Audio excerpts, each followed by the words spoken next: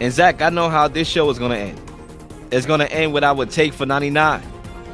As you all know, watching this show, and for those of y'all who's new to the show, we love to give you a very expensive take for a cheap price in all of sports that we have currently in our minds right now that we want to fire off, and we get the opportunity to fire it off right now and respond to each other's take. Now, Zach, with that being said, I'm going to lob this one up to you to kick us off with your take for 99. All right, Lil. I'm looking forward to sharing this with one. I thought of it over the weekend, was really excited when the idea hit me. I'm going to do what I did a few weeks ago when it came to our take for 99 cents. I'm going to revisit a topic we already hit on and take us down a whole new rabbit hole. So we spoke a lot about Saquon Barkley when it came to the running back position and everything going on with him, Josh Jacobs, Tony Pollard. They all got tagged. None of them got the long-term deals. And when it came to Saquon, I did say that the Giants need him to win right away this year. He is a very important piece to their team. I don't necessarily feel the same way about Josh Jacobs. So we spoke a lot about Saquon and his impact for the Giants. We didn't really talk a lot about Jacobs and his impact for the Raiders. I think the difference in the two situations is, I think with or without Josh Jacobs, the Raiders are not winning anything this season. They have some concerns with Jimmy G and his health. And I think the Raiders, if I'm them, I'd be looking to trade Josh Jacobs because his value will never be higher than it is right now. So that had me thinking, where would a good destination be? And it hit me. It wasn't that long ago, about 3-4 years ago, that the Raiders had a star player that they were having contract negotiations with and before the season, and they couldn't come to a deal. And they traded that guy, Khalil Mack, to the Chicago Bears right before the 2018 season. And that was also the last time the Chicago Bears won the NFC North. Now, anyone who listens to this show knows that both of us are really high on Justin Fields. I'm going to be really high on the Bears this year. I want to pick them to win the NFC North, but there's a little hesitation. Did they have enough weapons? I'm not too high on Green Bay. I'm not too high on Minnesota. I'm not 100% sure if I could buy into the Detroit hype just yet. So I think the Chicago Bears making a move for Josh Jacobs would not only be a move that makes them immensely better, but that makes them the favorite in the NFC North. I want to see Ryan Poles really act on his statement. When he first came to Chicago, he said, "We are going to run the North." Well, your team was the worst team in the league last year. How do you get better? How do you run the North? You make a trade for a big-time player. I want to see the Bears make a move and trade for Josh Jacobs. That's my take for 99 cents. Yeah, so I'm going to respond to that. I don't think the Bears are done in a way. Like, maybe they done right now as far as going into week one or, the preseason or whatever. But I think with that type of cap space that you have, I believe they have the number one cap space or right up there. I mean, you should not be done adding to your roster. I think Ryan Poles has made a commitment to build around Justin Fields, giving him that star receiver and DJ Moore. And they signed Deontay Foreman. But hey, I think that move will be great because it will give Justin Fields a check down thrower. Like Justin Fields, to get him going as a passer, like you need that check down back so he can make a living off of those check downs alone. That's literally that's a pass, but it gives you, yardage to move the chains. So you want that guy. Josh Jacobs is good out of the backfield. We know he could rush the rock. We know that last year he showed us, all right, he's one of the top 10 backs, arguably top 5 backs in the league. I think if you're the Bears, the division is so wide open. I don't know who's winning the North today. If we had to do this show right now, predicting the North, I don't even know if I could give you an answer. I'll probably be all over the place, ramble jamble. But the Bears could stamp their foot and they could plant their flag on the turf by making a trade for another back. I thought they should have got Eckler. When Eckler requested a trade, the first team that came to mind was Chicago. I'm like, yes, Justin Fields could make a living off the checkdowns alone with his athleticism and progress as a passer on the fly. Make that move.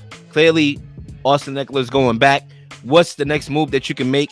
I think Josh Jacobs is very logical, and I would love to see that move for a guy like Justin Fields, who last year had the worst weapons on his team. Last year, receivers, all that. He had the worst weapons on his team last year. You could boast of that. So yeah, I like that idea.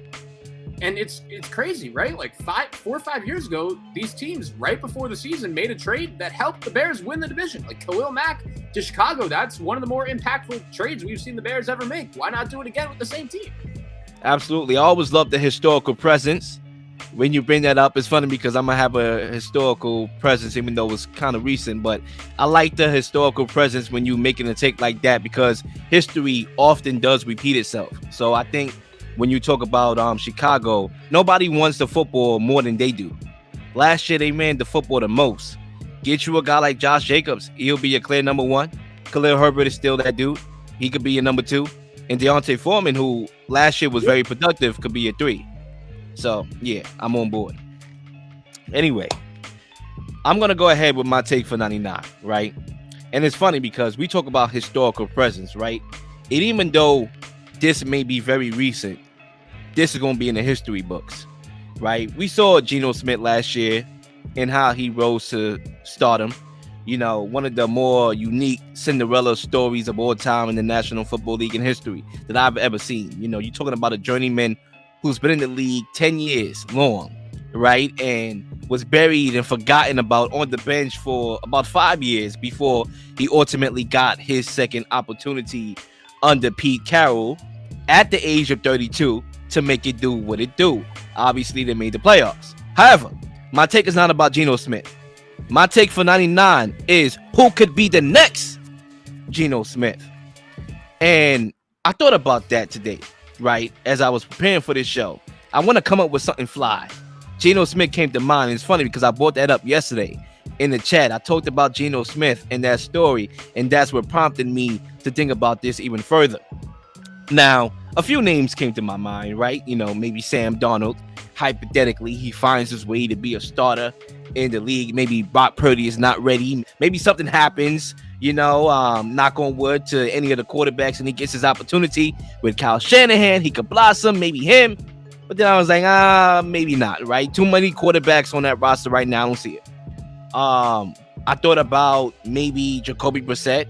You know, last year, he had a solid year. He led a top 10 offense last year, and he's going to the Washington Commanders. And, you know, obviously that would be good things for, you know, Jacoby Brissett, because he will probably start eventually, right? Maybe he can do it. They got nice little weapons over there as well. Then again, I said, nah, I don't believe he has that ceiling, right? Who could it be? Jameis Winston, 30 for 30 guy? Nah. It came to me. It might be a guy that we never even saw on the football field yet in the NFL. Hendon Hooker. That's what came to me. Could be the next Geno Smith. Now, Lil, where you going with this? We never even saw him play. Is he going to fail then rise to stardom? How do we know? I'll break it down to you like this. Right now, Jared Goff is the quarterback of the Detroit Lions. And will we see Hendon Hooker anytime soon? Well, that's tied into Jared Goff's performance in 2023. If he wins the North, like everybody's predicting, then chances are he's going to get a contract extension, and he's probably going to be the quarterback, you know, for the next 3 or 4 years. Ironically, he may get an extension like Geno that we're talking about right now, maybe 3-4 years, which means that we're probably not going to see Hendon Hooker till he's about 28. Ironically, he is only 3 years younger than Jared Goff. He's 25 years old. So he's getting up there in age. We may not see him till he's about 30, maybe, if that, right? Now, we get further into the timeline here. We're going to fast forward. A lot of people have questions about Hendon Hooker and his ability to transfer into the NFL because of the spread system that Tennessee used to run. And I understand that's a controversial topic in itself, but those things generally do matter to a certain extent because there's no good prerequisite to the NFL level when you're running that spread vertical system, you know, sideline to sideline. It's not a prerequisite, right? So maybe early on, Hendon Hooker struggles to adapt to the NFL. But I can tell you from watching this cat that there's something there. There's some potential there. There's something that I like about this cat that I just can't pinpoint what it is, but I just don't know what to say. I don't know how to say. I don't know what it is about this cat that I like. Nobody's going to talk about this right now because he's buried on the bench. But I think in the future, maybe around the age of 30, similar to Geno, that we can have our next Cinderella story with Hendon Hooker, and he may be the next Geno Smith. And that's my take for 99 cents. I like that take a lot. And one thing I've thought of since the end of last college football season was Hooker. He was great, and he was in the Heisman race. Like, we forget just how badly Tennessee was prior to last year and prior to Josh Heupel getting there. The NCAA just hit them with some pretty bad violations. So hopefully, that doesn't hit them too hard. But the thing about Hooker was, I think if he's healthy last year for the entire season, he tore his ACL late. If he doesn't tear his ACL, I think he's a first-round pick. I think he's that good. And that quality you were looking for, there's something about him you like, but you weren't really able to pinpoint what exactly it is. I think I know what it is. And it simply is it. He's got that it factor. He might not be the biggest guy. He might not have the biggest arm. He might not be necessarily the most talented guy just based on pure skill. But he's got that it factor that will help you win football games. And I think in the third round, Detroit got really good value. I think the age has a lot to do with it, like him falling in the draft because, he's only 3 years younger than Jared Goff. But there's certain quarterbacks in the league. Joe Burrow is one that comes to mind. Mahomes, obviously. I think Kenny Pickett has it, that factor that just will, if he's on your team, Jalen Hurts has it as well. If he's on your team, you're going to have a chance to win games, no matter who he's playing with. If you got him, he's your guy. You're going to win games with him. I would put Hooker into that category. I like the take. Absolutely. And in closing, man, like some guys, they may not have the best physical attributes, but they do have that it factor. I kind of sense that. I think that's the quality I am talking about when you talk about Hendon Hooker. And I know a lot of people is going to talk about the Tennessee thing and, the offense that they ran there. And in some retrospects, I can understand why. It's like, I look at it like this, Zach. It's like a curriculum in high school preparing you for college, right? And let's say you're a smart guy. You have good grades in high school. You get accepted to a great, prestigious college because of your good grades. That doesn't necessarily mean that you are college ready based on that curriculum. However, there's some bright guys who are just naturally smart and just learn on the fly like that, who can adapt, in situations. Not every curriculum is the same. So I think Hendon Hooker is one of those guys that, he may be at a disadvantage because of how Tennessee runs their offense, that spread system, compared to the actual, way how things run in the NFL and how the NFL really works. I think he has the smarts and intelligence and that it factor to make up for it. Just looked it up. So Hooker against Alabama, Nick Saban, that guy, 21 of 30, 385, 5 touchdowns, 1 pick, and Hyatt had all 5 touchdowns. So keep an eye out for him as well. Absolutely, Giants fans. Anyway, ladies and gentlemen, that wraps up another episode of 99 Pod. It's not 1999 anymore. And Zach, as always, I'm always having fun doing this show, and I'm always looking forward to the next one. Absolutely. Looking forward to finishing up our quarterbacks list. I know we took a little bit of a break from that, but, the top 5, no better part of the list than that. And, man, you already know. I'm just counting down the days until football season, and we'll get through it on the show. Absolutely. I'm looking forward to those lists next week. And Zach, once again, looking forward to the next one. Ladies and gentlemen, like and subscribe to the channel. And guess what? We out of here. Please like and subscribe for all the up-to-date content. You've been slinging shows left and right, slinging content left and right. Please don't miss anything. If you do, like, subscribe, leave a comment, or leave a question, something you may want to answer, something you may have.